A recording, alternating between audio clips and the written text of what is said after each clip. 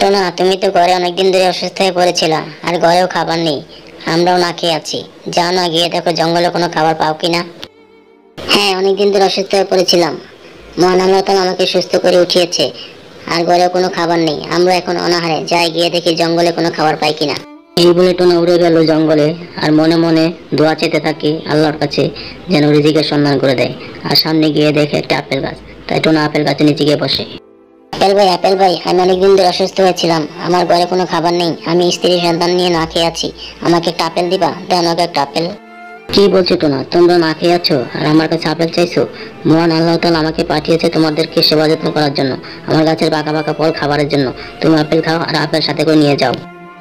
তারপর টোনা পাকা পাকা আপেল খেতে থাকে এবং স্ত্রী সন্তানের জন্য নিয়ে যায়।